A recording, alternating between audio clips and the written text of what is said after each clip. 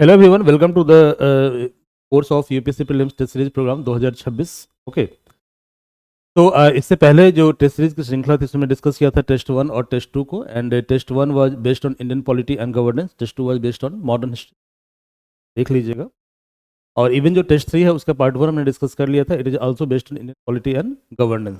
थोड़ा सा video upload होने में डिले हो रहा है कुछ कारणों से, बट हम कोशिश करेंगे कि मतलब वीडियो आपका बहुत फ्रीक्वेंट अपलोड हो, चूँकि आपका प्रीलिम्स काफ़ी नज़दीक है। ओके, जो कि प्रीलिम्स एग्जाम काफ़ी नज़दीक है, इसलिए थोड़ा सा हम प्रोसेस को स्पीड अप करेंगे। एंड यदि आपको टेस्ट सीरीज को ज्वाइन करना है तो आप कंप्लीट टेस्ट सीरीज को ज्वाइन कर सकते हैं इस ऐप के ऊपर। ये जो ऐप हमारा है सावित्री एडू हब, इस ऐप को आप प्ले स्टोर से डाउनलोड कर सकते हैं, ठीक है। And the PDF of all the test discussion is available on this app. Okay, तो जब इस ऐप को डाउनलोड करेंगे तो इस एक सेक्शन है फ्री डाउनलोड का, ठीक है।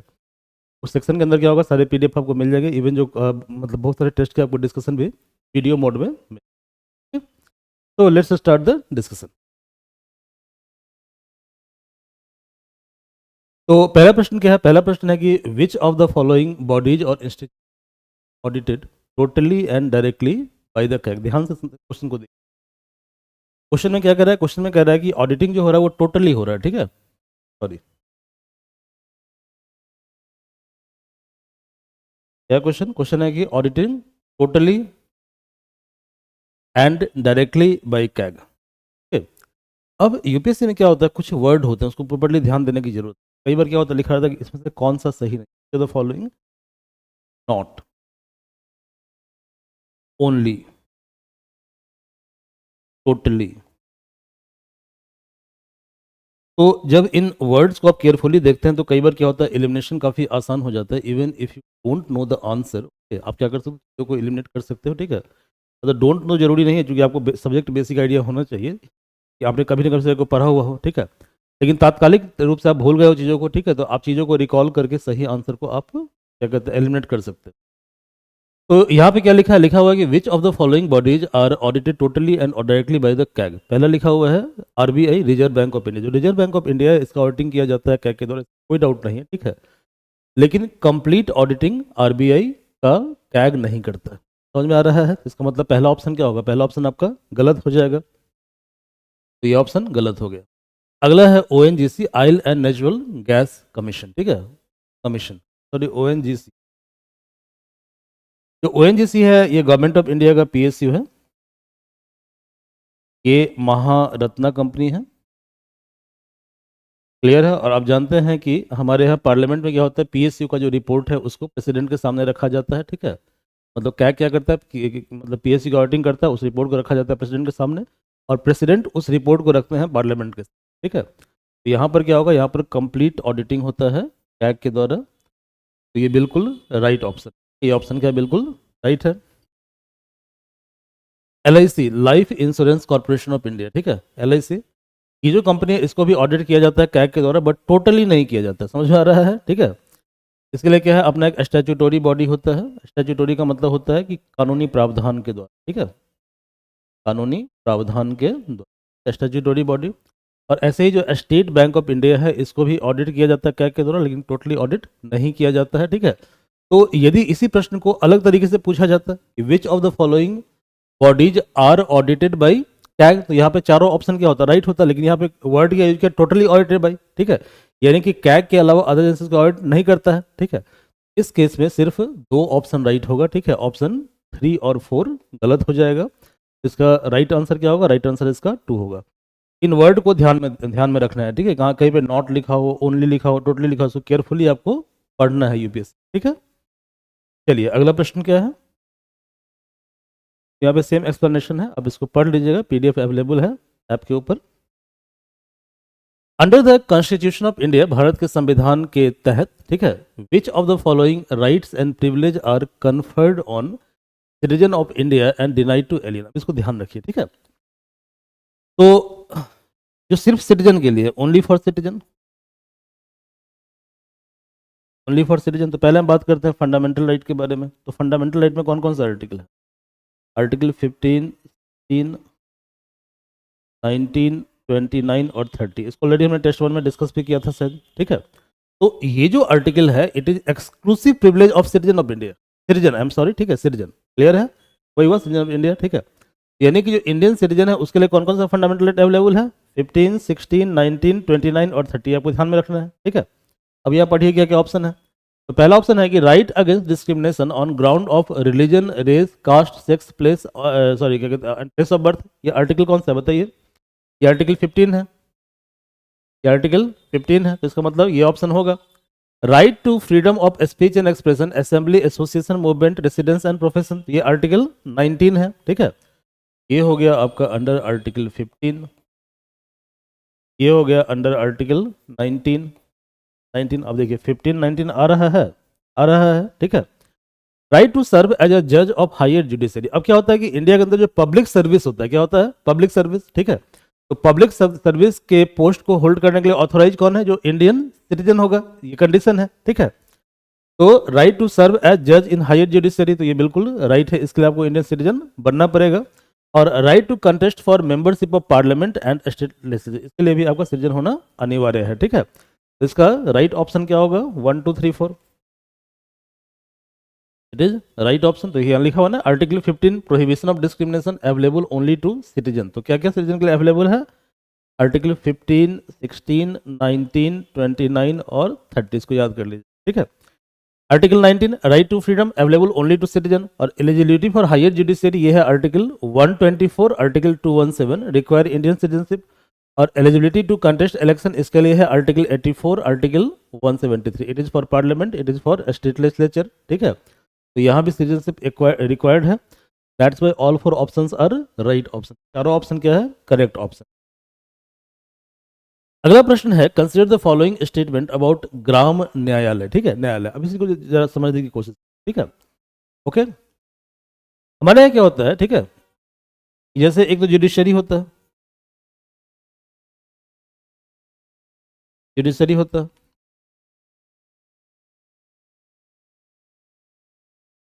तो जुडिशरी का स्ट्रक्चर क्या है कि यहाँ पर होगा सुप्रीम कोर्ट जो एपेक्स कोर्ट है, उसके नीचे होगा high court plus subordinate court,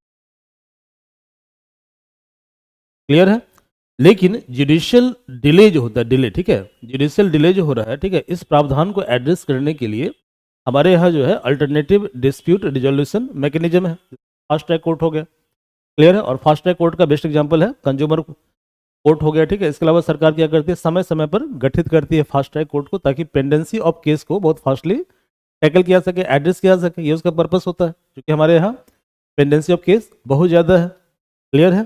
तो इन कारणों से जो भी ऑल्टरनेटिव डिस्प्यूट वाले क्या कहते हैं फोरम है, ठीक है, फोरम है, वहाँ पे क्या होता है, वहाँ पे एविडेंस रिक्वायर्ड है, बट एविडेंस को स्ट्रिक्ट रिक्वायर, मतलब एविडेंस स्ट्रिक्ट रिक्वायरमेंट नहीं आ रहा समझ में।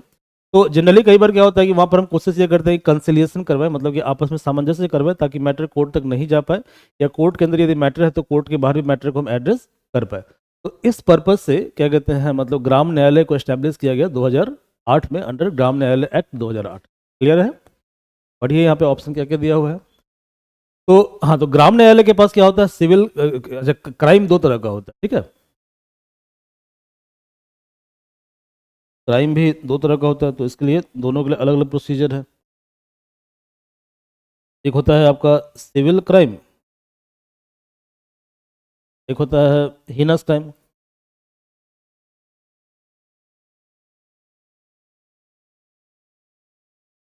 हीनस क्राइम, तो सीआरपीसी जो criminal procedure code, heinous crime के लिए होता है criminal procedure code. Civil crime के लिए आईपीसी के अंदर बहुत सारी धाराएं हैं, ठीक है। अब इसका नाम भारतीय न्याय संहिता हो गया है, ठीक है, 2024 में ये चेंज हो गया है, ये आपको पता है, क्लियर है।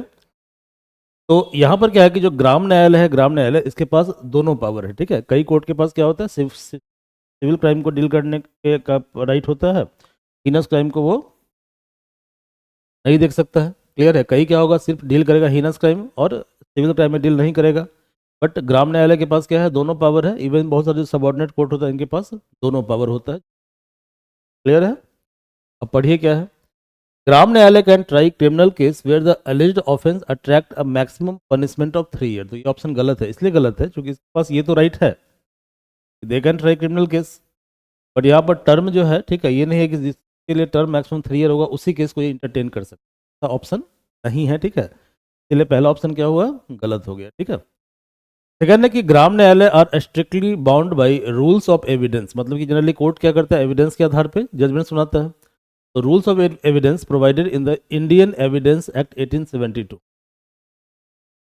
इंडियन एविडेंस एक्ट 1872, क्लियर है।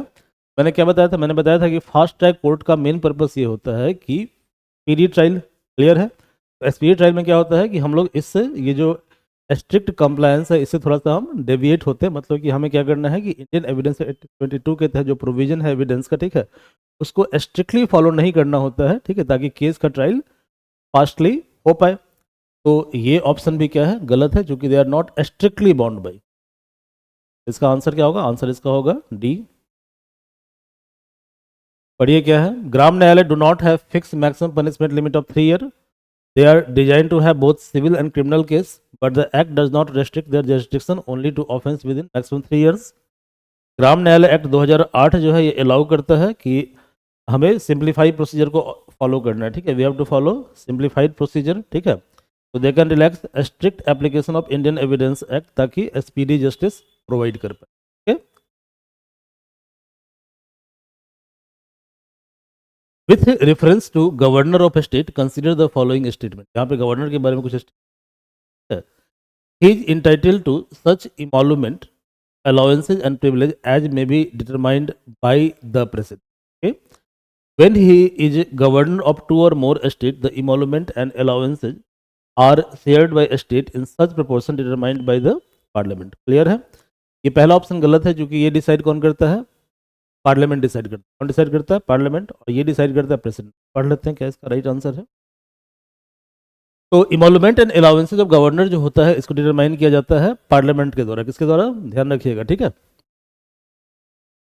इमोलूमेंट एंड अलाउंसेज जो गवर्नर होता है इसको डिटरमाइन किया जाता है पार्लियामेंट बाय लॉ, ठीक है, पार्लियामेंट बाय लॉ, क्लियर है।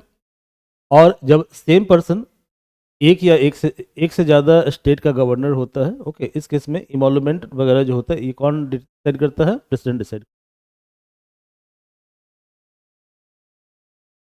क्लियर है। तो if similar person is governor of more than one state, parliament का शेयर कितना होगा ये कौन डिसाइड करेगा, गवर्नर डिसाइड करेगा, क्लियर है, पार्लियामेंट डिसाइड नहीं करेगा। और गवर्नर का जो इमोलूमेंट प्रिविलेज होता है इसको कौन डिसाइड करता है, पार्लियामेंट डिसाइड करता है बाय लॉ, ठीक है, certain law.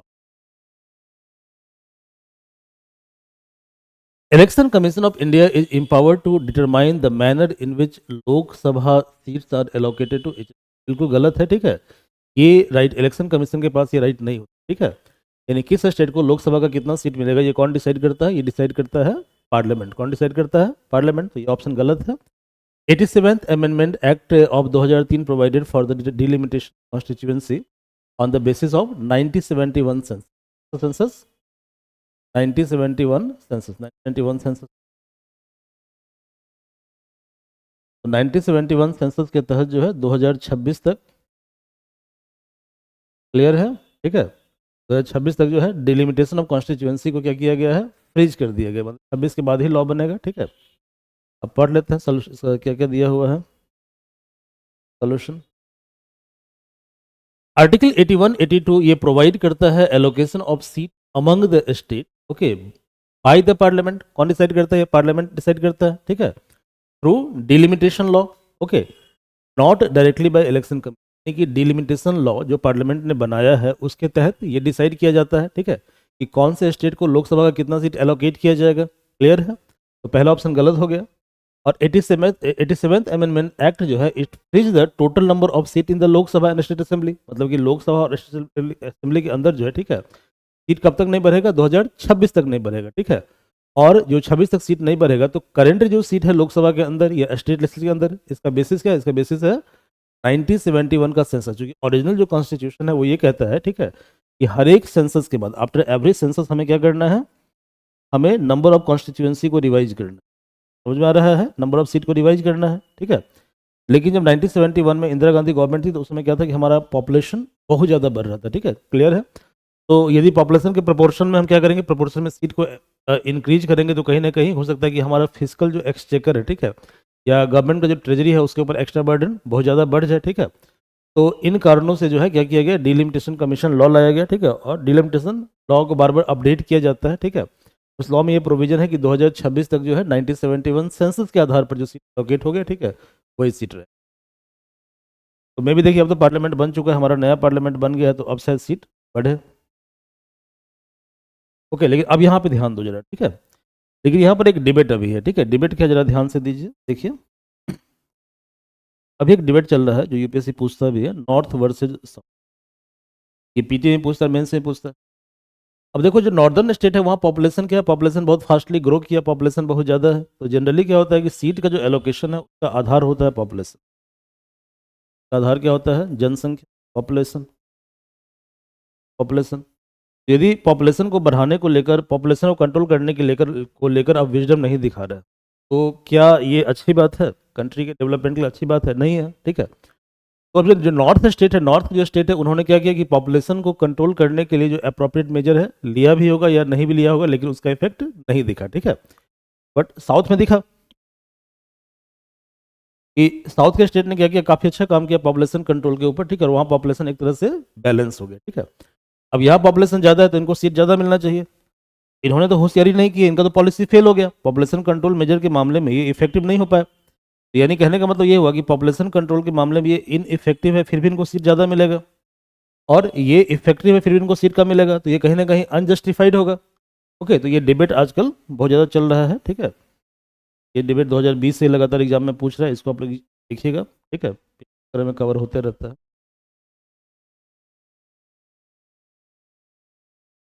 Every minister shall have the right to speak and vote in any committee of a state legislature. Okay? If any question arise whether a matter falls within governor's discretion or not, decision of the governor shall be final. ठीक है, तो देखो दूसरा तो right है लेकिन पहला गलत है, ठीक है। पहला है कि हर एक मिनिस्टर के पास ये राइट है, ठीक है, कि वो बोल सकता है और वोट कर सकता है in any committee of state legislature. देखो स्पीक बोलने का तो राइट है उसको, ठीक है, लेकिन वोटिंग करने का राइट उसी कमेटी के अंदर है जिस कमेटी का वो मेंबर।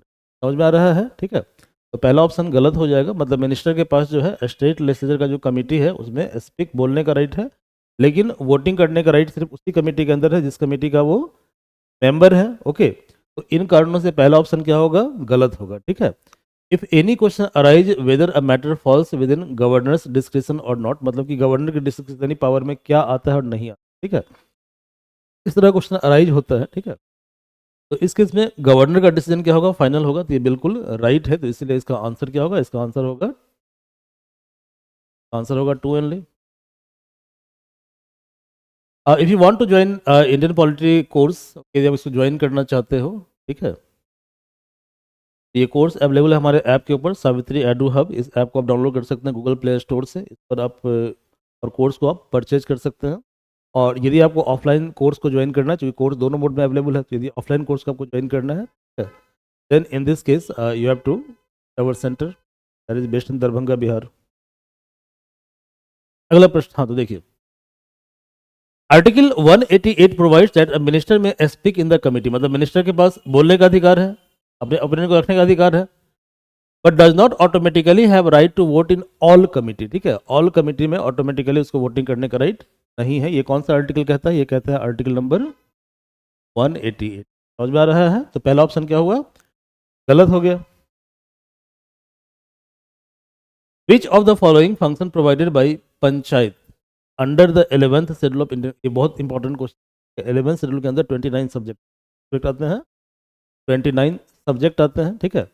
इस पर फ्रिक्वेंटली क्वेश्चन पूछता है, ठीक है, जो कि ये इंपॉर्टेंट टॉपिक है। फॉर एग्जांपल अभी पिछले साल मैं क्वेश्चन देख रहा था, उसमें क्वेश्चन ये पूछा था कि गवर्नमेंट ऑफ इंडिया एक्ट 1919, दो चीज़ें था, एक था ट्रांसफर्ड लिस्ट, एक था रिजर्व लिस्ट। तो उसमें क्वेश्चन ये पूछा था कि जो ट्रांसफर्ड लिस्ट है उसके अंदर कौन कौन सा सब्जेक्ट आता है, ऐसा क्वेश्चन फ्रेम करते हैं वो आजकल। तो जो 11th शेड्यूल है उसके अंदर 29 सब्जेक्ट आते हैं। पहले इसको हम लोग याद कर लेते हैं कौन कौन सा सब्जेक्ट आते हैं, इसलिए हमने एक कोड बनाया है, इस कोड से आप इसको याद कीजिए। तो 20, देखिए पहले इसका इमेज देख लीजिए, इससे ज़्यादा बेटर तरीके से इसको साइज कर पाएंगे।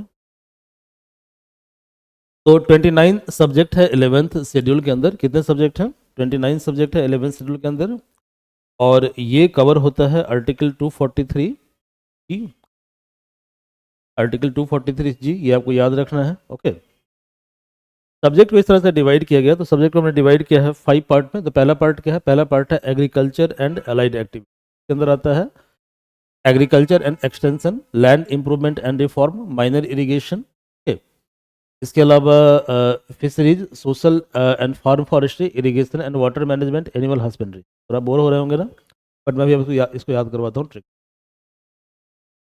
ऐसे ही Indian economy, sorry industrial economy, इसके अंदर आता है small scale industries, khadi and village industries, market and fairs, okay, हाट वगैरह जो लगता है, बाजार लगता है। एजुकेशन कल्चर में प्राइमरी और सेकेंडरी एजुकेशन, इस पे पंचायती राज के पास ये पावर होता है, ओके।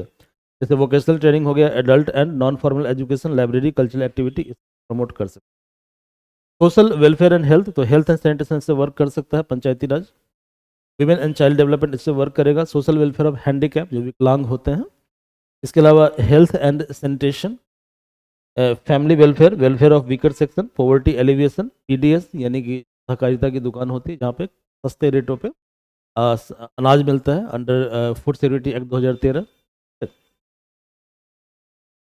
इसके अलावा मेंटेनेंस ऑफ कम्युनिटी एसेट, जो विवाह भवन वगैरह होता है, ठीक है, या पंचायत का जो कॉमन प्रॉपर्टी होती है, कम्युनिटी भवन, मेंटेनेंस करना। इंफ्रास्ट्रक्चर एनर्जी के अंदर है, रूरल हाउसिंग कैसे अवेल करवाया जाएगा, कैसे हम गांव के अंदर ड्रिंकिंग वाटर को अवेलेबल करवाएंगे, कैसे हम रोड और कनेक्टिविटी को प्रोवाइड करवाएंगे, ओके। अब रोड एंड कनेक्टिविटी के अंदर दो चीज़ें आती हैं, इसके अलावा अदर क्या आता है, हम सॉरी, रूरल इलेक्ट्रिसिटी, ग्रामीण विद्युतीकरण, कैसे गांव में बिजली की सुविधाएं होंगी। और आजकल हम लोग फोकस कर रहे हैं नॉन कन्वेंशनल, तो अपने गांव में देखा होगा ना आजकल सोलर प्लेट वगैरह लगा रहता है, ये सब पंचायत का काम होता है। इसके अलावा फ्यूल एंड फोडर, तो सब बोर हो गए होंगे, इसको याद करवाता हूँ आपको आसान तरीके, ठीक है। तो एक कोड आपको याद करना है, alliance farm has powerful road, school, market and welfare home. मतलब कि एक शेर का फार्म हाउस है, ओके, वहाँ पे बहुत सारी चीज़ें हैं, क्या क्या है वहाँ पे, तो वहाँ पे रोड है, स्कूल है, मार्केट है और वेलफेयर होम। ये आपको याद करना है, कोड सब चीज़ों को आसानी से याद। तो alliance farm house has powerful क्या क्या है, road, school, market and welfare home. अब पहला वर्ड क्या है, ए, तो ए का मतलब हुआ एग्रीकल्चर, ए का मतलब एग्रीकल्चर। एग्रीकल्चर, तो एग्रीकल्चर में क्या हुआ, agriculture, land reform, irrigation, forest, fodder and fisheries. L, L मतलब लाइवलीहुड ब्लॉक, तो एल को हमने किससे लिंक किया है, लाइन वर्ड बनाया, लाइन्स बनाया, ठीक है। L for live stock, live stock का मतलब क्या हो, जैसे कि एनिमल हस्बेंड्री, पशुपालन हो गया, इससे आप क्या करते हैं, लाइव स्टॉक मतलब होता है कि जिससे आप जीविकोपार्जन करते हैं, बोलते हैं लाइव स्टॉक। इसके अलावा डेयरी हो गया, पोल्ट्री हो गया, तो इससे आप क्या करते हैं, इससे आप जीवन यापन के लिए इस पर डिपेंडेंट होते हैं, मतलब पैसा कमाते हैं जीविको। L for livestock, I for industry, तो गांव में स्मॉल स्केल इंडस्ट्री होता है, कॉटेज होता है, खादी होता है। O for other natural resource, जैसे माइनर फॉरेस्ट प्रोड्यूस, जैसे महुआ हो गया, ओके। बिहार में क्या है, बिहार में आपको जैसे ये बोला जा रहा है कि खजूर से जो है गुड़ बनाएंगे, खजूर से गुड़ बनता है अभी झारखंड के अंदर, तो ये आपका क्या हुआ, माइनर फॉरेस्ट प्रोड्यूस हो गया। इसके अलावा वहाँ से हम क्या करते हैं, वहाँ से जो है जैसे कि लकड़ी वगैरह जो डिराइव करते हैं। N for non conventional energy, जैसे गोबर गैस प्लांट हो गया, सोलर प्लेट हो गया। इसके अलावा सोशल फॉरेस्ट्री, क्लियर है, ये हो गया लाइन्स। क्या था, लाइन्स फार्म, फार्म को हम लिंक करेंगे इंफ्रास्ट्रक्चर। तो F for fuel and fodder, family welfare, A for asset maintenance, R for road and rural electrification, M for market and fair. Farm has, तो हैज को हम link कर रहे हैं ह्यूमन डेवलपमेंट ब्लॉक से, ठीक है। एच फॉर ह्यूमन डेवलपमेंट भी होता है, तो H for health and sanitation, A for adult and normal non formal education, S for school, school में मेनली फोकस करना है प्राइमरी और सेकेंडरी, यही पंचायत के अंदर आता है। पी फॉर पावरफुल, तो अलाइन फार्म हैज पावरफुल, तो P for poverty and welfare, okay, तो P for poverty alleviation, O for other welfare for SC/ST, W for women and child development, E for education, education दो तरह का होगा, technical, vocational, both. R for rural housing, F for food distribution through PDS, U for utility जैसे कि drinking water हो गया, और L for library and cultural activity. Powerful तक हो गया। रोड्स, तो रोड्स को हम लिंक करेंगे इंफ्रास्ट्रक्चर से, तो जैसे रोड में हो गया, रोड हो गया, ब्रिज हो गया, वाटरवे हो गया। इसके अलावा क्या था, स्कूल, तो स्कूल को हम लिंक करेंगे एजुकेशन ब्लॉक से। तो स्कूल में होता है primary, secondary, adult education, vocational और लाइब्रेरी। और मार्केट, तो मार्केट को हम लिंक करेंगे रूरल कॉमर्स से, जैसे कि मार्केट होता है, फेयर होता है, हाट वगैरह लगता है गांव में, स्मॉल इंडस्ट्री होता है, और वेलफेयर होम तो SC/ST welfare, women and child development और डिसेबल्ड। इसको आप 3-4 बार पढ़िएगा, मुझे पता है कि आप थोड़ा बोर हो गए होंगे कि फालतू में स्ट्रेच कर दिया चीज़ों को, बट जब इसको 3-4 बार पढ़ेंगे तो आपको याद हो जाए। काफ़ी इंपॉर्टेंट है, ये बराबर पूछता है आजकल की डेट में कि भाई क्या कहते हैं 29 सर्वे के अंदर क्या क्या आता है। अब पढ़िए क्वेश्चन को, अब क्वेश्चन क्या।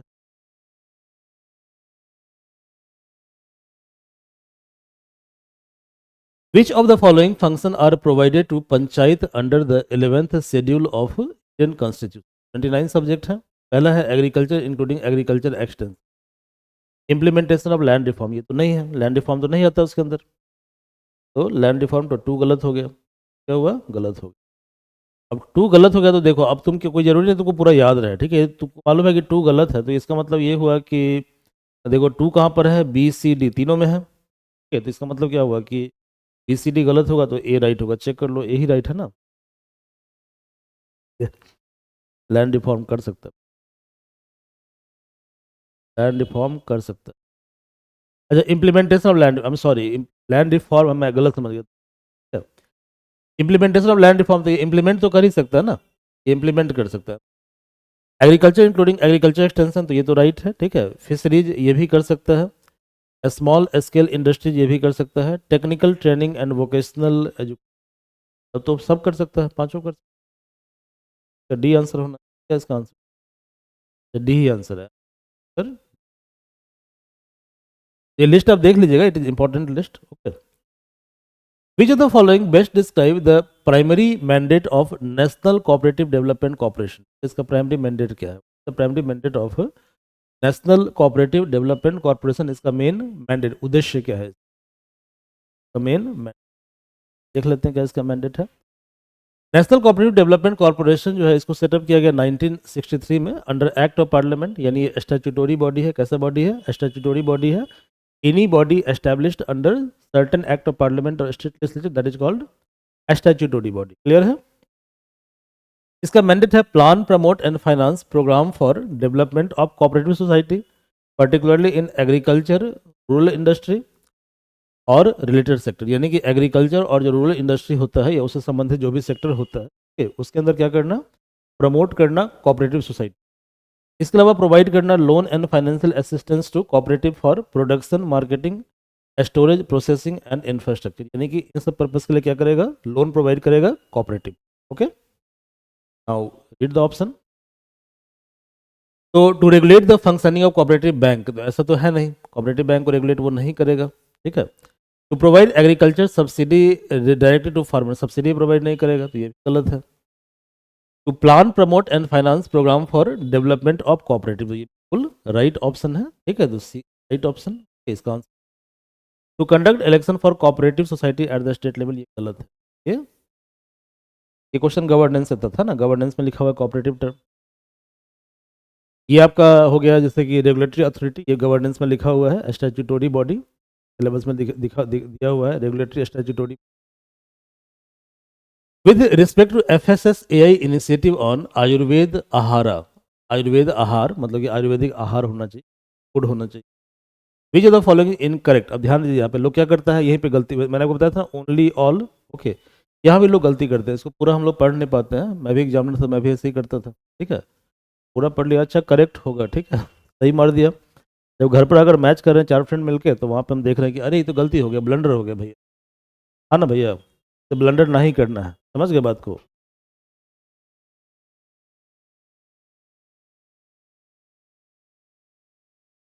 क्वेश्चन को बहुत ही केयरफुली ध्यान से पढ़ना है, ठीक है। इसमें लोग ज़्यादातर ब्लंडर कर देते हैं, इनकरेक्ट, नॉट करेक्ट लिखा रहता है, हम लोग आंख बंद करके बस देख लिया, अच्छा आयुर्वेद आ रहा है, टिक मार दी, ठीक है, इसमें गलती ज़्यादातर होती है। इसके बारे में पढ़ लेते हैं जरा आयुर्वेद आहारा के बारे में। तो regulation for Ayurveda Aahara were formulated exclusively by ministry of AYUSH, इसको कौन फॉर्मुलेट करता है? Ministry of Ayush.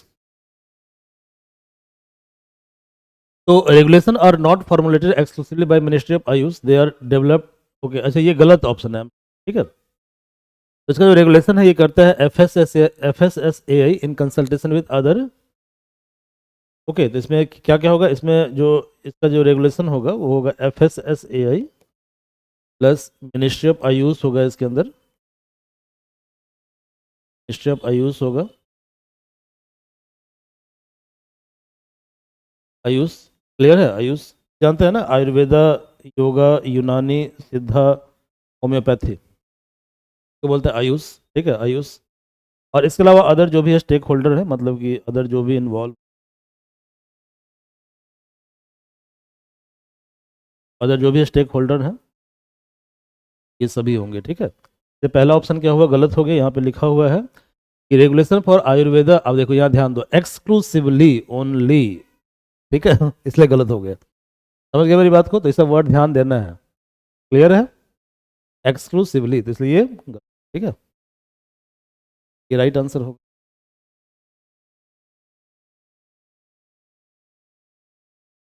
Consider the following statement regarding अपना घर इनिशिएटिव एंड प्रधानमंत्री नेशनल डायलिसिस प्रोग्राम। इसके बारे में कुछ स्टेटमेंट दिया हुआ है, हम थोड़ा पढ़ लेते हैं स्कीम के बारे में।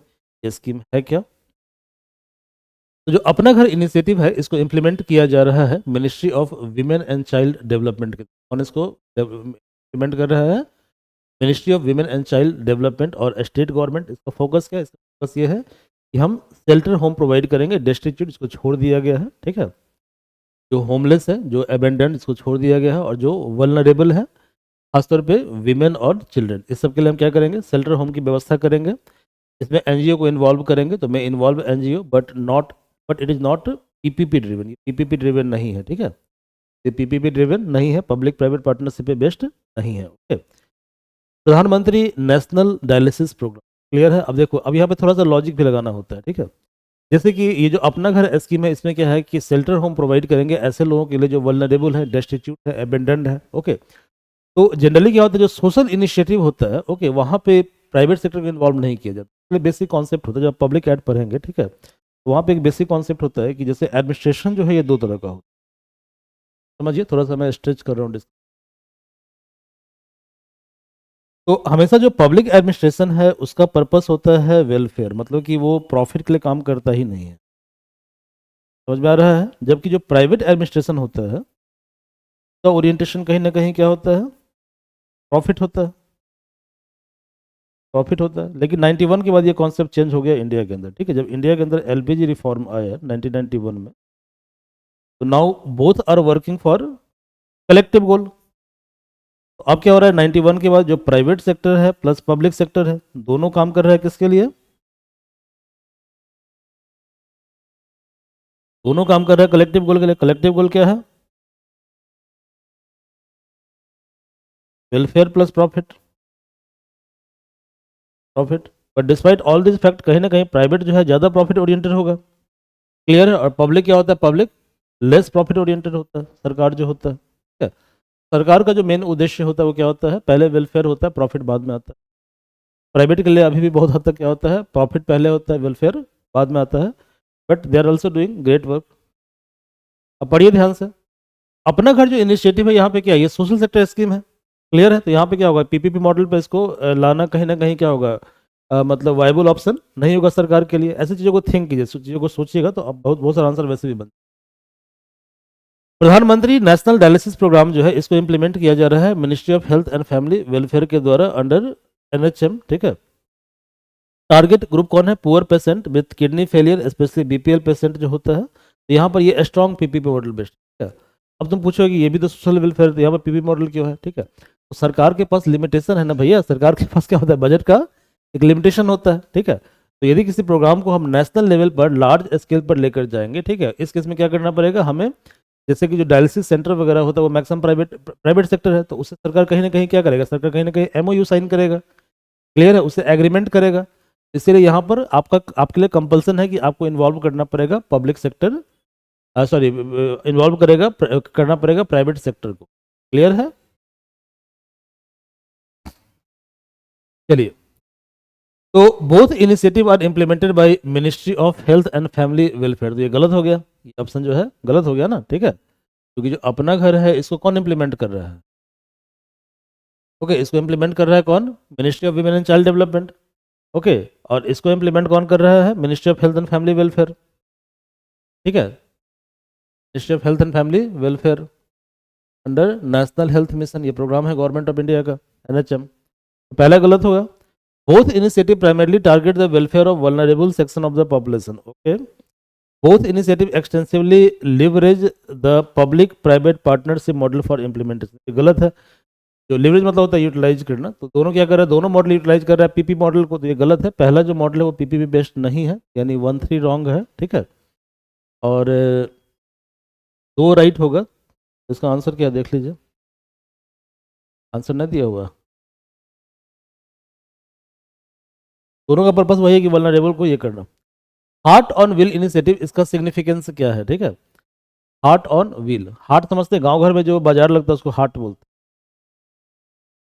ओके, तो इसका मेन सिग्निफिकेंस ही है, इसका पर्पस है कि कनेक्ट वीवर, वीवर जो बुनाई करता है, directly to urban consumer enhancing their livelihood. Yes, इसका आंसर सी है.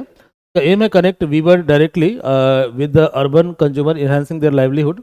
हार्ट ऑन व्हील ये इनिशिएटिव है मिनिस्ट्री ऑफ टेक्सटाइल का. ठीक है, under national handloom development programme. इसका प्राइमरी ऑब्जेक्टिव है to take handloom product directly to urban market via mobile exhibition van, मतलब कि वैन से जो है इसको जगह जगह ले जाएंगे.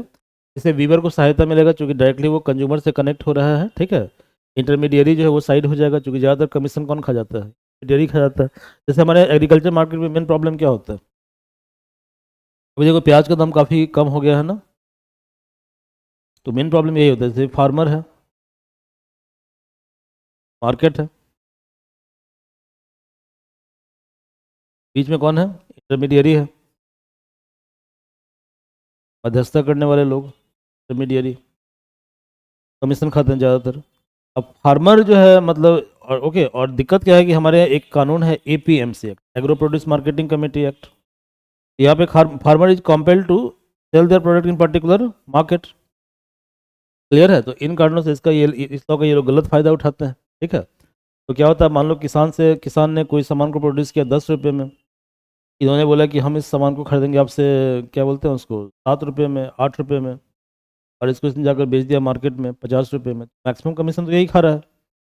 जो रियल वर्कर उसको कमीशन नहीं मिल रहा है, इसलिए मिडिल मैन को रिमूव करना चाहिए. ठीक, यहाँ पर अच्छी बात है कि मिडिल मैन को रिमूव किया जाएगा, तो इससे क्या होगा कि डायरेक्टली फायदा किसको होगा, बेनिफिशियरी कौन होगा, जो वर्क कर रहा है. Which of the following initiative is key part of India's effort to secure a supply of critical mineral from overseas? Overseas का मतलब बाहर से, देश के बाहर से. ठीक है, तो ऐसा कौन सा इनिशिएटिव है. क्रिटिकल मिनरल जो होता है ऐसा मिनरल होता है जो जरूरी होता है करंट टेक्नो लेड जो डेवलपमेंट है उसके लिए. फॉर एग्जांपल अभी हम लोग एआई पे वर्क कर रहे हैं. ठीक है, इसके अलावा हम लोग बात कर रहे हैं सेमीकंडक्टर की बात कर रहे हैं. इसके लिए ये सब मिनरल क्या होता है, बहुत ज़्यादा आवश्यक होता है. ठीक है, तो आई थिंक इसके लिए शायद ये है खनिज खनिज विदेश इंडिया, देख लेते हैं हम लोग क्या है. यही है खनिज विदेश इंडिया लिमिटेड. जो खनिज विदेश इंडिया लिमिटेड है काबिल, ये स्पेशल पर्पस कंपनी है जिसको सेट किया गया है गवर्नमेंट ऑफ इंडिया के द्वारा 2019 में. ठीक है, इसका पर्पस क्या है, acquire stake in overseas mines of critical and strategic mineral. कौन सा mineral, critical and strategic mineral. ठीक है, तो इससे फायदा क्या होगा, इसका पर्पस ये है कि ensure sustainable and secure supply of critical mineral. ठीक है, जैसे कि कोबाल्ट हो गया, कॉपर हो गया, निकल हो गया, ये सब जरूरी है. आज के डेट में हम किस पे फोकस कर रहे हैं, इलेक्ट्रॉनिक्स इंडस्ट्री के ऊपर. इसमें जरूरी है, आवश्यक है इलेक्ट्रॉनिक्स के लिए, रिन्यूएबल एनर्जी के लिए. इसके अलावा ईवी बैटरी, इलेक्ट्रिक व्हीकल जो बैटरी होता है प्रोडक्शन, उसके लिए बहुत ज़्यादा ये आवश्यक है.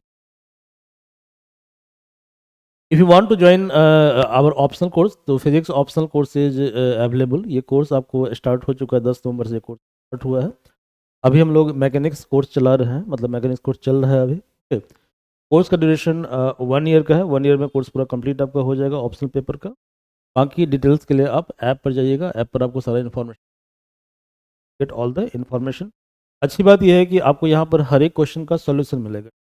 Gate the solution of every question that has been asked previously. और आपको मेनली अप्रोच बताया जाएगा एग्जाम के अंदर, अप्रोच क्या होता है. ओके, में ज्वाइन.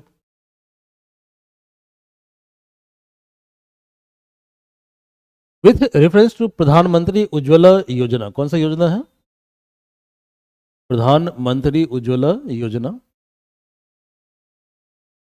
इसमें से कौन सा स्टेटमेंट करेक्ट है. ठीक है, तो पहला है कि scheme is implemented by ministry of rural development. Okay, scheme provide free LPG connection to, अब देखो यहाँ पे ऑल आ गया, इसलिए गलत हो गया. ठीक है, इसलिए ये गलत हो गया। ऑल है, यहाँ पर भी रहेगा ऑल, ओनली, एक्सक्लूसिव।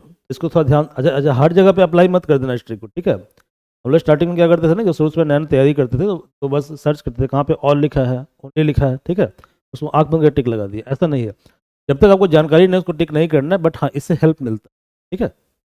ये कहीं ना कहीं हेल्प करते हैं, तो it require lots of practice. देखो ये तो पक्का गलत होगा, ये पक्का गलत होगा। दो,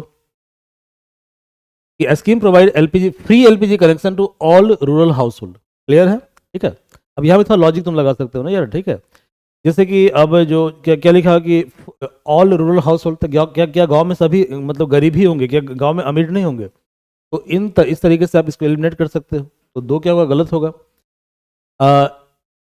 scheme is identification of beneficiary is primarily based on the socio economic caste census 2011 data, ठीक है, इसके आधार पे किया जाएगा। और स्कीम को लॉन्च किया गया 2018। पढ़ लेते हैं क्या इसका राइट ऑप्शन। तो जो आइडेंटिफिकेशन है of beneficiary primarily based on socio economic caste census data 2011, ये राइट है, ठीक है। पहला गलत है, क्योंकि पीएम प्रधानमंत्री उज्ज्वला योजना इसको इम्प्लीमेंट किया जा रहा है minister petroleum and natural gas के द्वारा। ये मिनिस्ट्री बहुत इंपॉर्टेंट है, 2019 में भी क्वेश्चन है, ठीक है। इसके अलावा स्कीम टारगेट करता है BPL house hold only, not all rural house hold. और इसको लॉन्च किया गया 1 मई 2016 को बाई गवर्नमेंट ऑफ इंडिया, ठीक है। इसका मतलब क्या हुआ, इसका मतलब जो है ये सिर्फ राइट है, इसके अलावा सारा ऑप्शन क्या है, गलत है। With reference to online gaming regulation bill 2025, यहाँ पे कुछ स्टेटमेंट दिया हुआ है, पहले हम बिल के बारे में पढ़ लेते हैं, ठीक है। तो bill does not ban all form of online gaming, rather it prohibit online money game and regulate promote other category, ठीक है। तो देख लो पहले प्रश्न क्या है। ओके, कह रहा है कि इसमें से कौन सा करेक्ट है, करेक्ट ऑप्शन आपको चूज करना है, ठीक है। The bill impose a blanket ban on all form of online gaming, ध्यान से देखिए जरा, ठीक है, all form of online gaming. फिर यहाँ पे ऑल आ गया, तो इसका मतलब ये क्या होगा, ये आपका गलत होगा, इसको आप एलिमिनेट कर सकते हैं ना। तो वन क्या हो गया, वन आपका गलत हो गया। It prohibit any online game that involve a user depositing money with an expectation of monetary return, यानी कोई भी गेम जहाँ पे आप पैसा लगा रहे हैं ताकि आपको उम्मीद है कि पैसा इससे रिटर्न आएगा, ठीक है, उस तरह के हर एक गेम को, मतलब कोई भी ऑनलाइन गेम को ये प्रोहिबिट करे। तो ये भी देखो, ये भी थोड़ा सा स्टेटमेंट क्या है, गलत टाइप से लग रहा है। Bill establishes a statutory authority tasked with both the promotion of e sport and regulation of safe gaming, ठीक है। ऐसा गवर्नमेंट कर सकता है, तो इसका ऑप्शन क्या होना चाहिए, ओनली वन होना चाहिए। देख लेते हैं क्या इसका आंसर है। इसका आंसर है स्टेटमेंट 2 एंड 3 आर करेक्ट। ये राइट है, ठीक है, ये राइट है। और जब जहाँ पैसा लगाओगे, prohibit any online game that involve a user depositing money with expectation of monetary return, तो ये भी राइट है। गवर्नमेंट इसको भी रेगुलेट, इसको भी प्रोहिबिट कर रही है, रोक रही है, ठीक है। तो आंसर बी होगा।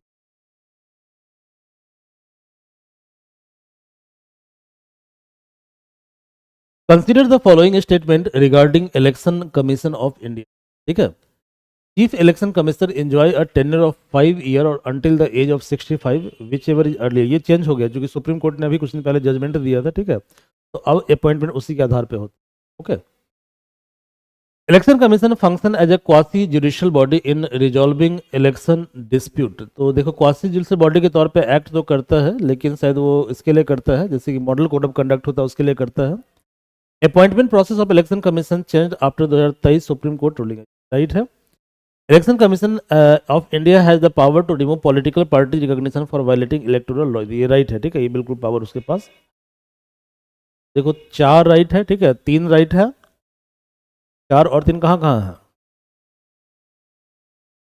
तो ए और सी को हटा दो पहले, है ना। तो देखो बी, बी राइट है। पहला क्या है, इलेक्शन कमीशन का टर्म उसको डिवाइज किया गया है election commissioner appointment condition of service and term of office act 2023, इसके तहत तो चेंज कर दिया गया। तो अब कितना है, अब 6 ईयर और until the age of 60,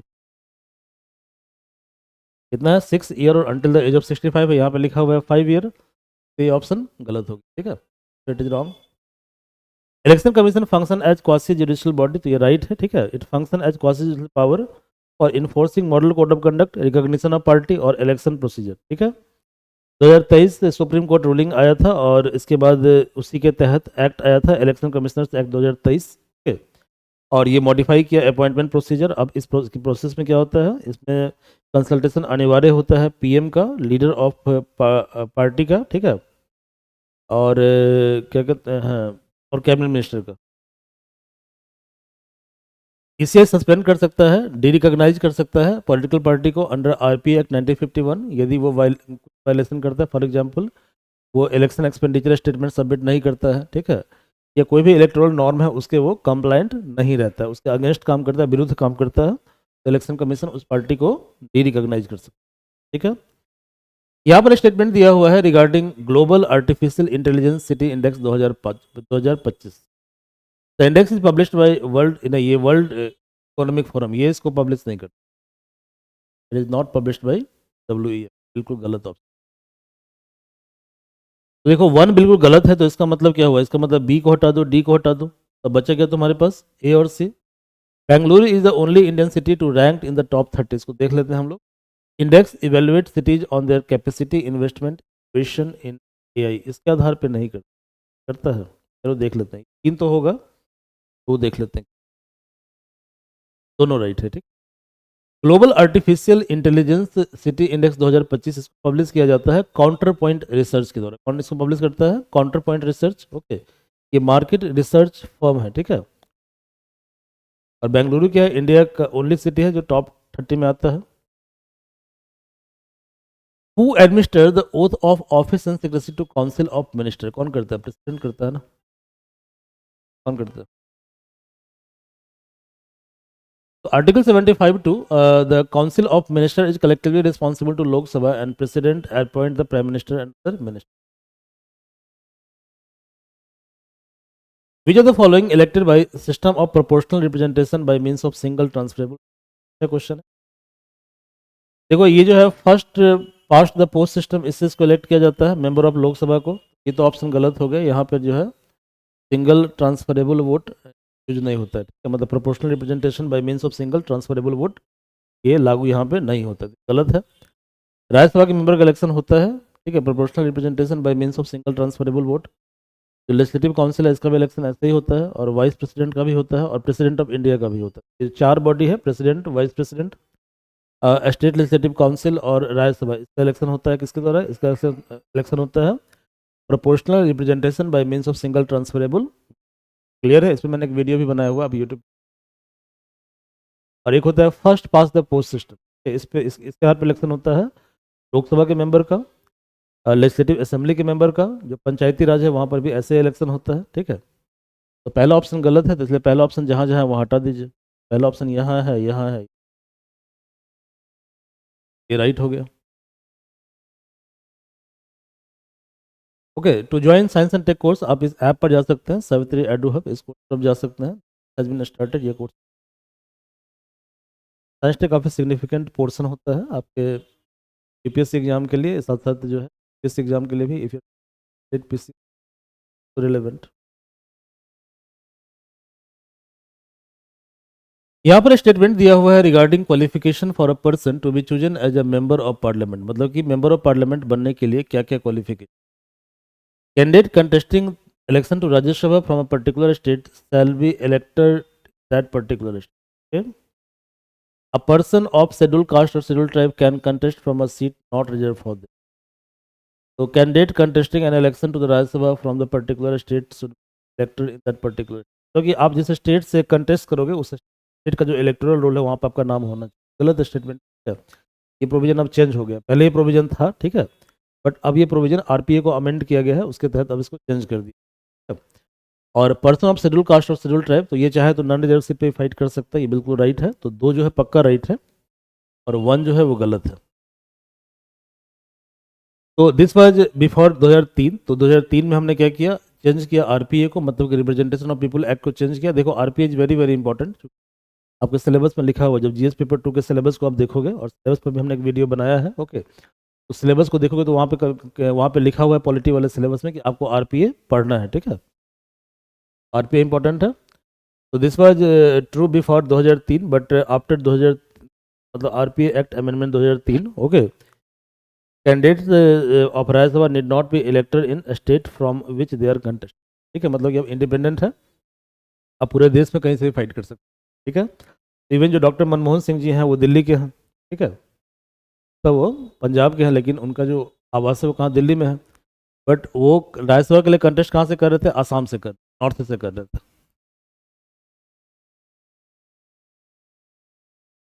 which of the following is not part of original jurisdiction of supreme court, मतलब कि सुप्रीम कोर्ट का जो ओरिजिनल ज्यूरिसडिक्शन का पार्ट कौन सा नहीं है।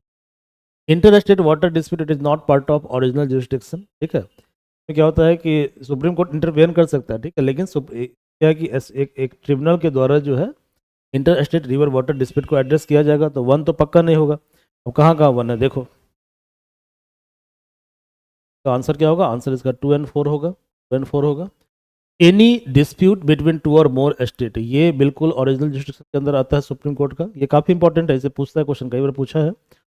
A dispute arising out of pre constitutional treaty, ये गलत है। ठीक है, इस संविधान के पहले कोई ट्रीटी हुआ उसके, ये ठीक है। और recovery of damage by state against the centre, okay, इसके लिए भी शायद नहीं प्रोविजन। देखो ये तो पक्का है, ये राइट है, राइट है, ये राइट नहीं है, वन राइट लिख लेते हैं, सॉरी वन दिया हुआ है, राइट, वन राइट है। They are adjudicated by tribunal under the interstate water dispute, not directly by Supreme Court. Okay, they're not that. Okay. अच्छा देखिए, ओरिजिनल जो जुरिस्डिक्शन है इसके अंदर क्या क्या आता है, इसके अंदर ये कवर होता है अंडर आर्टिकल 131, ध्यान रखिए। ठीक है, it covers dispute between government of India and one और more state, it cover dispute between 2 and more state. I think, I don't know why they have given one answer, one जो है गलत है। ठीक है, अब पढ़ लीजिए, यहाँ पे लिखा हुआ है कि they are adjudicated by tribunal under the inter state river water dispute 1956। Clear है, पहला ऑप्शन गलत है, इसलिए ये जो है, अच्छा क्वेश्चन क्या पूछ रहा है, करेक्ट आंसर पूछ रहा है ना, तो पहला गलत है भाई। ठीक है, इसका यही होगा, 2 4 होगा, तो 4 भी नहीं होगा। ठीक है, तो 2 आंसर होगा, इसमें ऑप्शन भी गलत सेट किया। चलिए पढ़ लेते हैं एक्सप्लेनेशन को। ठीक है, supreme court has exclusive original jurisdiction over dispute between state under article 131, तो सेकंड इनकरेक्ट है। Not automatically supreme court, not automatically supreme court original jurisdiction require a specific legislation और reference.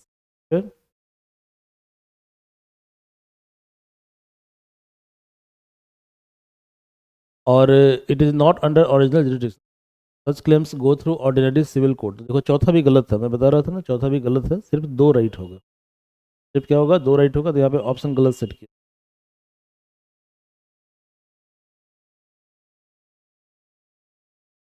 Consider the following strategic maritime Chowk point, क्या पूछ रहा है, strategic maritime चौक point. ठीक है, कहाँ पे, इंडियन ओशन रीजन के अंदर। ठीक है, तो 4 यहाँ पे दिया है, पहला है मोजाम्बिक चैनल, सेकंड है लोम्बोक स्ट्रेट, अगला है सुंडा स्ट्रेट, और अगला है स्ट्रेट ऑफ हरमोज। ओके, ये typing. How many of the above are considered critical choke point for Indian ocean region, Indian ocean region के लिए कौन सा क्रिटिकल चौक पॉइंट, मैप देख लेते हैं, मैप से क्लियर हो कौन सा स्ट्रेट।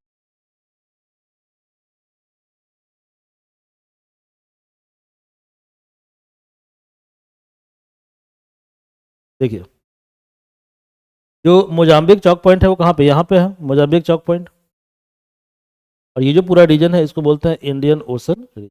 पूरा रीजन क्या है, इंडियन ओशन रीजन है, तो मोजाम्बिक चौक पॉइंट यहाँ पे है। ओके, इसके अलावा क्या नाम है, जो स्टेट ऑफ हरमोज है, ओके यहाँ पे है स्टेट ऑफ हरमोज, स्टेट ऑफ हरमोज यहाँ पर है, ये मोजाम्बिक चौक पॉइंट है। ठीक है, चौक पॉइंट है।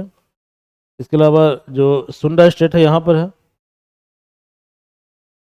और यहाँ पर है आपका लोम्बोक स्टेट। ठीक है, लोम्बोक स्टेट, तो इसको तो क्या कहते हैं, चारों होना चाहिए, चारों होगा। ठीक है, चारों है ना, मोजाम्बिक चैनल, लोम्बोक, सुंडा और हरमोज, ये चारों क्या है, चारों इंडियन ओशन रीजन के लिए स्ट्रेटजिक चौक पॉइंट है, स्ट्रेटजिक मेरीटाइम चौक पॉइंट है इंडिया के लिए। ये मैप देख लिया आपने, मैप से क्लियर हो गया होगा आपको। ठीक है, इज इट क्लियर, क्लियर है ना। चलिए, बाकी पीडीएफ आपको मिल जाएगा। Consider the following statement regarding cardinal estate, ये इंपॉर्टेंट है, ये न्यूज में भी आ रहा है लगा।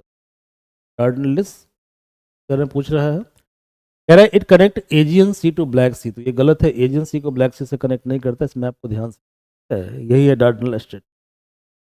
ये दिख रहा है, पहले ये वर्ल्ड मैप देखिए, ये वर्ल्ड मैप है, तो वर्ल्ड मैप ये कौन सा हिस्सा के अंदर है, ये आपको है, ये अफ्रीका है, क्या है ये, अफ्रीका है, ठीक है, ध्यान से मैप,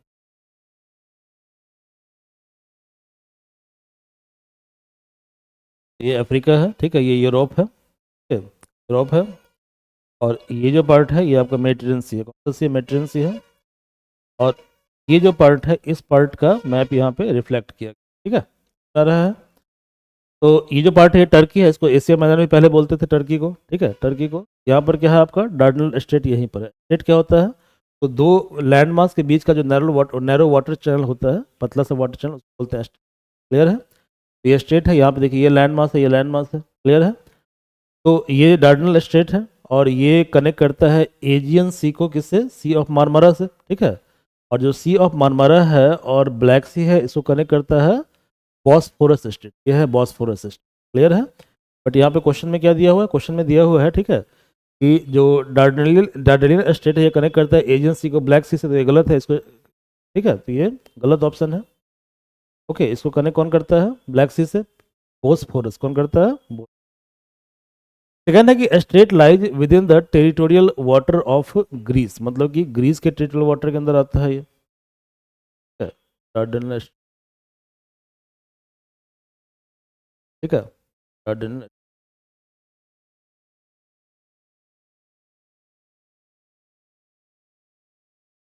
ठीक है, हाँ, तो ये गलत है, ग्रीस में नहीं आता ये, ठीक है, ग्रीस में नहीं आता, क्यों, मैप को देखिए ध्यान से,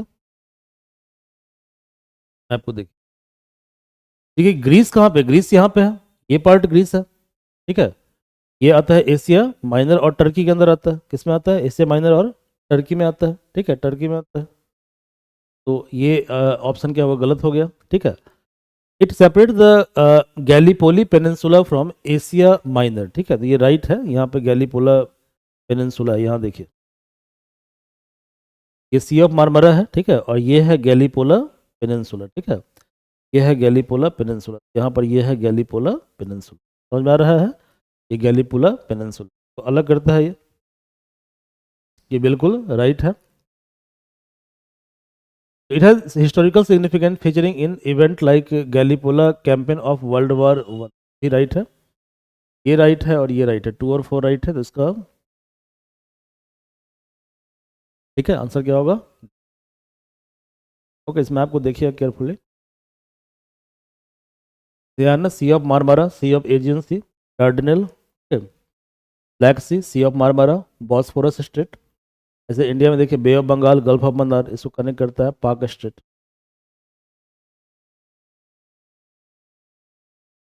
माउंट इलब्रस ये हाईएस्ट पॉइंट है, पिक है यूरोप के अंदर, ये कौन से माउंटेन रेंज पे, ये कॉकस माउंटेन पे है, कहाँ पे है, कॉकेसस, कॉकेसस या कॉकस, तो यही कॉकस माउंटेन है, यहाँ मैप देखिए ध्यान से, ठीक है, यही मैप है, ओके, कैस्पियन सी है यहाँ पर, ओके, और ये जो है यही कॉकस माउंटेन है, ये जो दिख रहा है आपको ये कॉकस माउंटेन है, तो यहीं पर माउंट एल्बरस है, ठीक है, mount. Which of the following constitutional amendment fall outside the, और ये ध्यान से आउटसाइड पूछ रहा है, क्या पूछ रहा है, outside, fall outside the ambit of article 368, देखो ये आर्टिकल कितनी बार पूछा है, बहुत इंपॉर्टेंट है ये, abolition of legislative council in the state, तो ये जो है आउटसाइड आता है, ये आर्टिकल 368 की आवश्यकता यहाँ पे नहीं है, ठीक है। Election of parliament state legislature, इसके लिए पार्लियामेंट एनफ है, ठीक है, तो इसके लिए भी जरूरत, बट इलेक्शन ऑफ प्रेसिडेंट जो है वो चेंज होगा अंडर आर्टिकल 368, ये कह रहे कि कौन सा नहीं आता, तो नहीं आता तो सिर्फ 1 2 नहीं आता, तो इसका आंसर क्या होगा, B.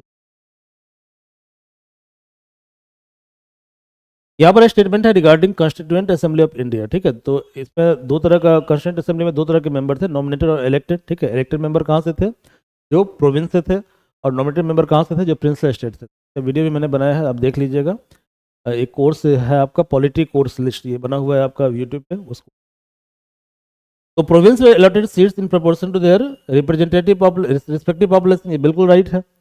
Representative of princely state were nominated by heads of princely state, ये भी बिल्कुल राइट है, ठीक है। ये प्रिंसली स्टेट से नॉमिनेटेड मेंबर था जिसको नॉमिनेट किया गया था हेड ऑफ प्रिंसली स्टेट के द्वारा। Election of constituent assembly were conducted after independence, ये गलत है, ठीक है। इसका इलेक्शन 1940 है, ये बिल्कुल ही गलत है, ठीक है। 1-2 राइट होगा। तो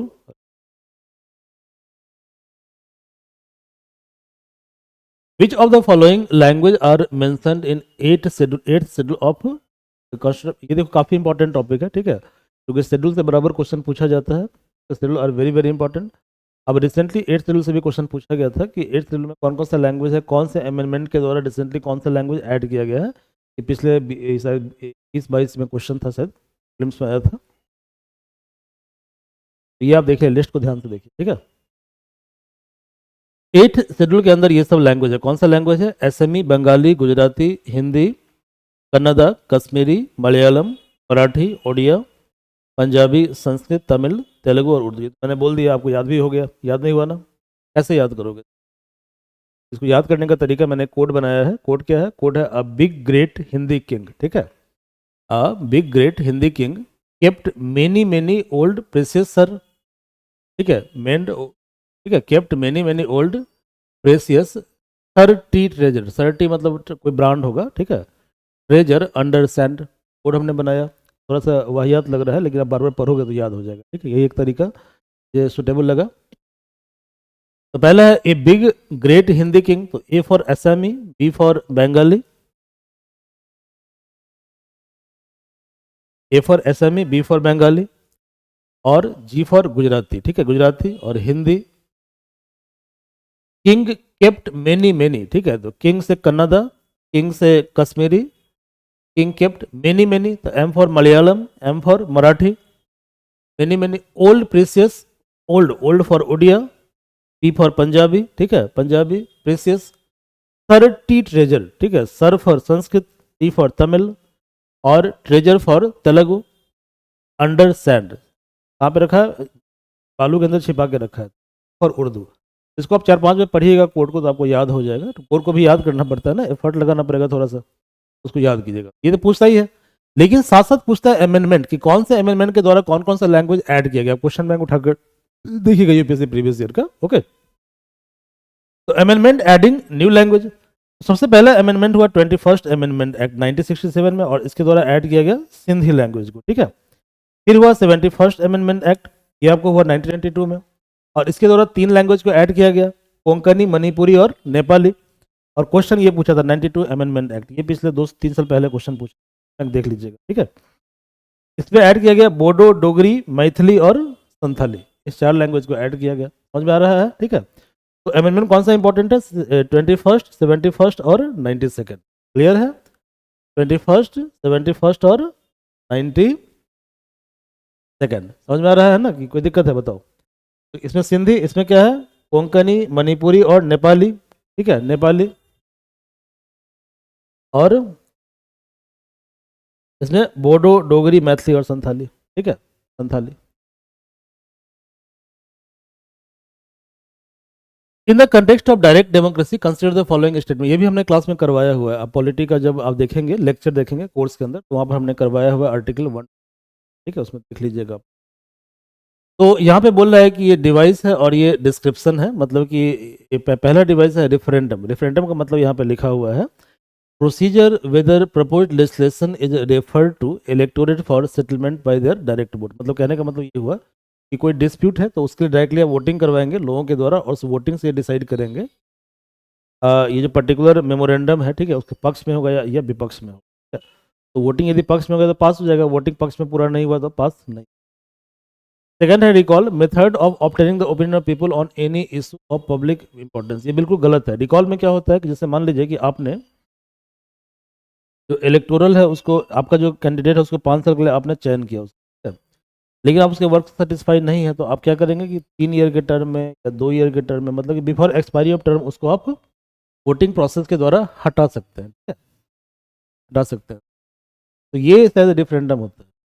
plebiscite method by means of which the voters can remove a representative before expiry of term, ये गलत है, 3 गलत है। तो देखो 2-3 पक्का गलत है। तो 2-3 पक्का गलत है, तो कौन सा ऑप्शन होगा बताइए? इसका ऑप्शन होगा बी, ऑप्शन इसका बी होगा। पूछ क्या रहा है भाई? ठीक है, तो ऑप्शन इसका बी होगा। गलत यहाँ पे लिखा हुआ है, करेक्ट आंसर 1 ओनली। ये पूछ रहा है कि करेक्ट कौन सा है, तो कौन सा करेक्टली मैच किया? नहीं, तो इसका वही होगा, कौन सा करेक्टली मैच है। अच्छा सॉरी सॉरी, कौन सा करेक्टली मैच पूछ रहा है, तो ए होगा। ठीक है, क्या होगा? ए, क्योंकि 2-3 तो गलत है, 2-3 तो गलत है। Article 1 describe India as a union of state not federation of state. ये स्टेटमेंट बिल्कुल गलत है। ठीक है, जहाँ जहाँ 1 है काट दीजिए। आंसर क्या होगा? A. Currently India has 28 state and 8 union territory. ठीक है, the name of state and UT and their territory extent are mentioned in, ये फर्स्ट शेड्यूल में मेंशन है। कहाँ पे मेंशन है? First schedule. इस पर मैंने वीडियो बनाया हुआ कोर्स के अंदर, उसको जाकर अब देखिए।